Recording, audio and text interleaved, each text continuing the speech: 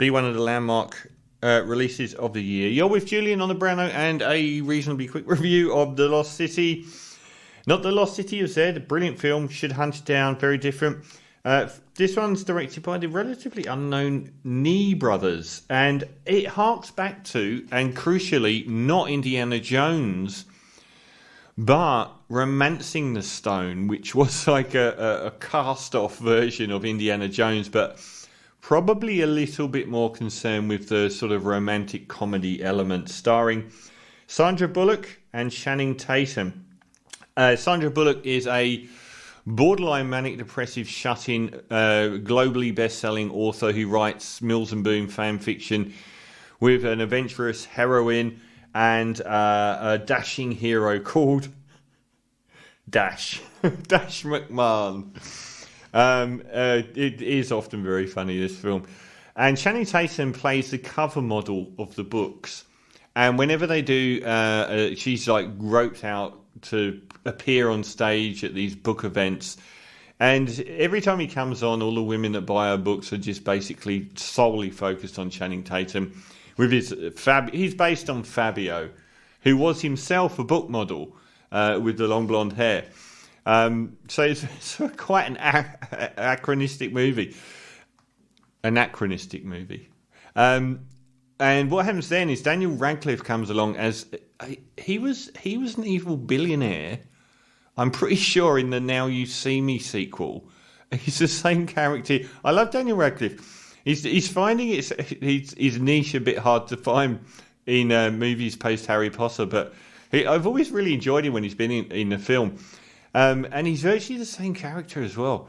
So he's this evil billionaire that wants to find this lost city. And in the past, Sandra Bullock's character was an archaeologist sort of person.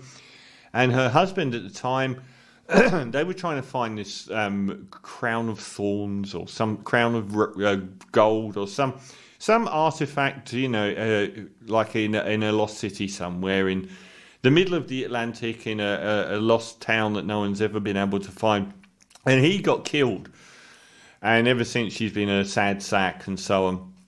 And Daniel Radcliffe knows that those two, that Sandra Bullock and her deceased husband, were closer to finding this artifact than anyone else has been. And basically kidnaps her, takes her to this island in the middle of the Atlantic to find this city and this artifact, because she's able to translate some of the stuff that no one else can. Her relationship with Channing Tatum is very dismissive. He is obviously quite in love with her and really, really wants, to impress her. And she's very, very acidic towards him. And so when she gets kidnapped, he really wants to prove himself from a genuine point of view. He wants to prove to her that he is closer to this hero Dash than she thinks of him as this stuffed dummy. So he chases after her, and so does Divine Joy Randolph as her publicist. So they all chase after Sandra Bullock, who's kidnapped and taken to this made-up island in the middle of the Atlantic to find, this artifact, and they come to rescue her. The best part of the film is the surprise appearance by Brad Pitt. He needs to be in this more.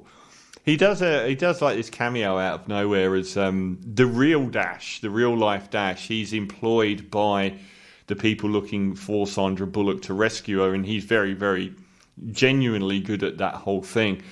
Sadly, he's not in the film for long enough. Now, there's an awful lot to recommend this film. It's so out of time. It's such an uncynical, enjoyable watch. I wish its screenplay was better, because when it's flying along, it is really good entertainment. There's just a few too many dead patches where it doesn't quite... It wants to hark back to these His Girl Friday sort of slapstick comedies from the 40s with people like Katharine Hepburn and Jimmy Stewart in, where there's no gap of more than 3 seconds without a superbly delivered joke. And there are flat passages in this which are quite frequent where it doesn't have that.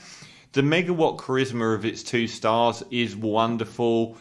They are perfectly cast in their roles. Sandra Bullock is great as that kind of comedic actress.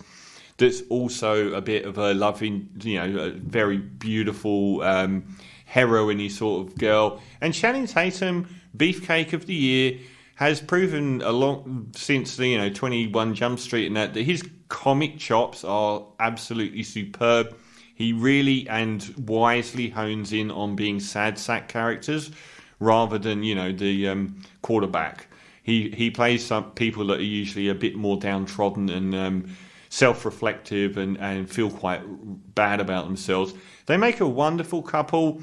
So does there's some good side gigs. Oscar Nunez is really memorable, and the Divine Joy Randolph character's kind of a cliche, but she's really good in it as well. And obviously Brad Pitt turning up was wonderful, and it enlivened that part of the music. It's very well shot. Daniel Radcliffe's pleasingly evil, although I'm starting to get used to him being this character now. It's in the same. It's like somewhere between Jungle Cruise, which was a little bit too CGI family, but still very enjoyable, and Romancing the Stone. I liked it. I enjoyed it a lot. There are some flaws here and there with regards to the fact that sort of spontaneous freewheeling comic timing and everything flatlines every now and again. I didn't think it was overburdened by action or effects at all. It relied much more on one-to-one communication between the actors. So it's a breeze in the COVID era. It's a balm, very undemanding, sunny, bright, breezy, good characters that you like spending time with. So I'm going to give it a thoroughly reasonable 7.5 out of 10 for The Lost City.